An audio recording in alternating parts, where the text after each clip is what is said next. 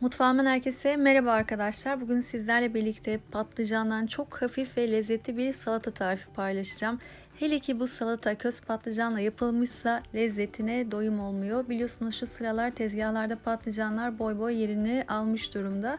Evet, şimdi elimde 4 tane patlıcanım var. Benimkiler oldukça büyüktü. Nereden baksanız 1 kilo vardı.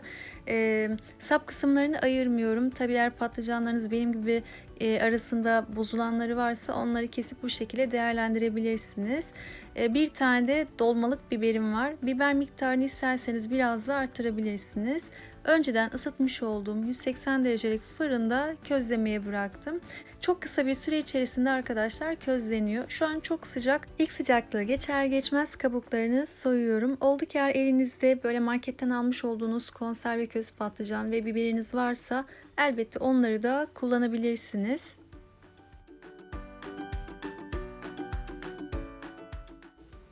Evet, kabuklarını soyduktan hemen sonra patlıcanları doğramaya geçtim. Doğradıktan sonra da arkadaşlar bu şekilde ki bıçak hareketleriyle biraz daha inceltebilirsiniz. Biberi de doğruyorum. Başta dediğim gibi isterseniz biber miktarını artırabilirsiniz.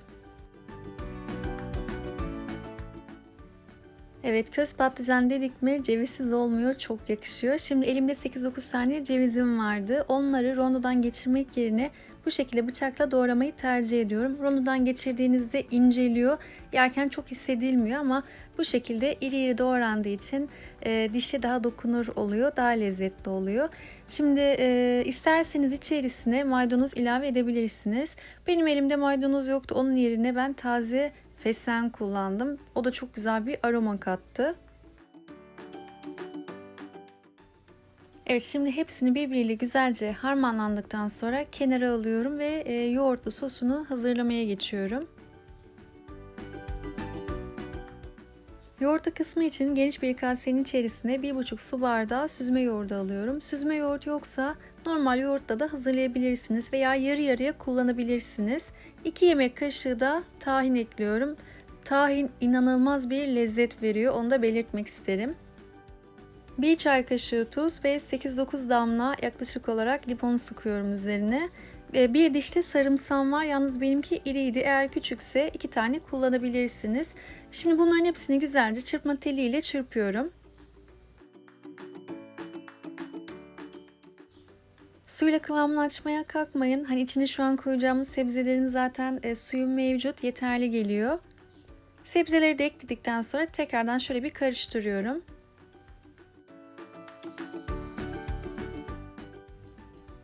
Evet, şu anki haliyle yenmeye hazır aslında ama ben lezzetini biraz daha arttıracağım. Şimdi tavamın içerisine 4-5 yemek kaşığı zeytinyağı alıyorum. Onun yerine isterseniz sıvı yağ kullanabilirsiniz.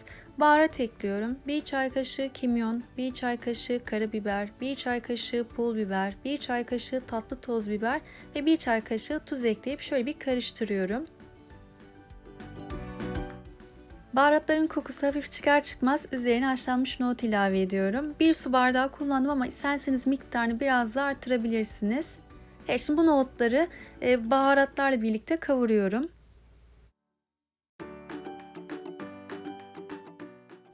Nohutlar çıtırdamaya başlayınca ocaktan aldım. Şimdi salatamıza nohutları sıra geldi birleştirmeye. Servis tabağıma öncelikle köz patlıcan salatasını alıyorum.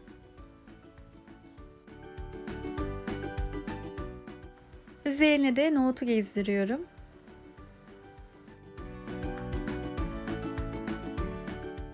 Çıtır nohutlu köz patlıcan salatam artık servise hazır. Üzerine fesleğen yaprağı ile dekore ettim. İsterseniz ince kıyılmış maydanoz veya fesleğen de serpebilirsiniz. Şimdiden deneyeceklere kolay gelsin. Afiyet olsun. İnanın yaz ayları için böyle serin serin yiyebileceğiniz çok lezzetli bir salata olmuş oldu.